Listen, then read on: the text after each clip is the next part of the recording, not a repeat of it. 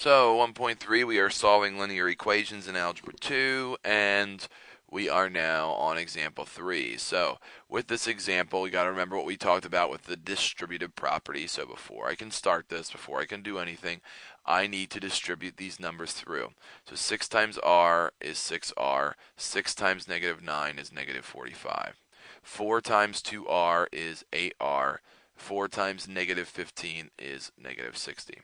Okay, so now the problem is identical to the one we just did, after I used the distributive property.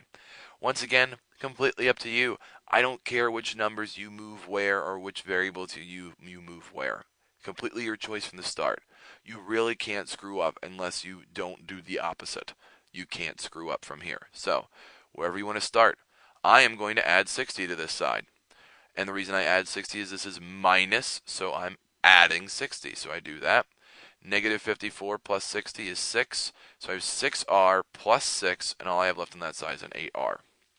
Now that I did that, I only have one choice. I need to get all the r's onto one side. Since I have numbers on the left, let's move the r's to the right. So since it's a positive 6r, I'm going to subtract 6r on both sides. So to do that, they cross out. So I have 6 equals 8 minus 8r minus 6r is 2r. And now I can divide both sides by 2 because this is 2 times r, so I'm going to divide because division is the opposite of multiplication, and I get r equals 3. I sent him into the future.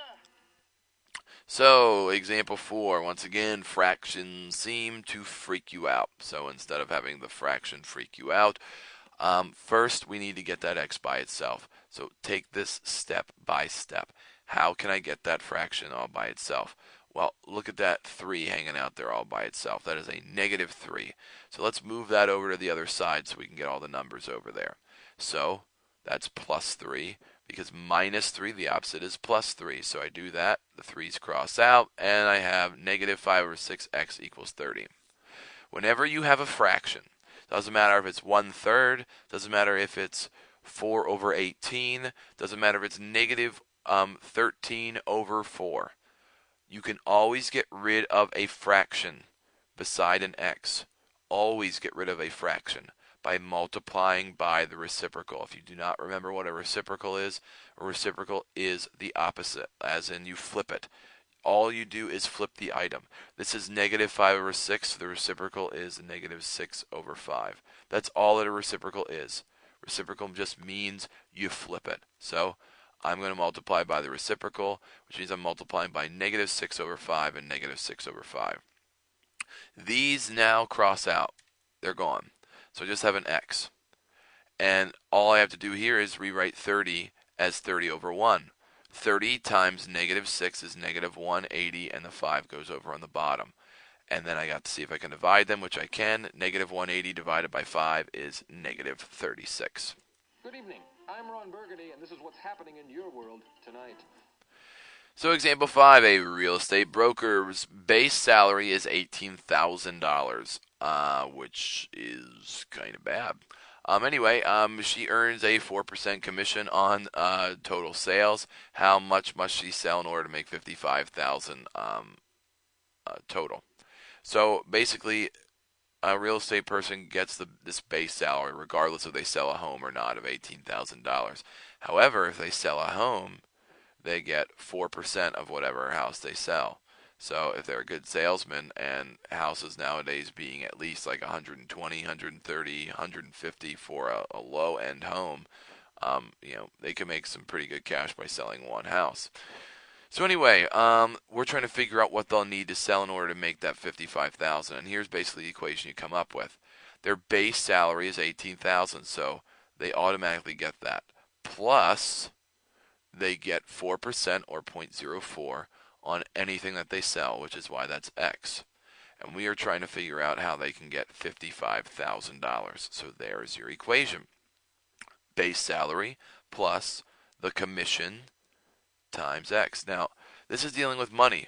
Most of you should know how to do this and know how to set this problem up, because maybe some of you might eventually be working on commission yourself, and you want to make sure that you are getting the amount of money you're supposed to.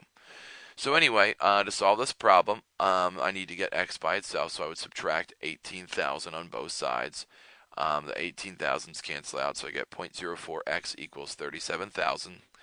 And I can divide both sides because 0.04 times x, right, times x.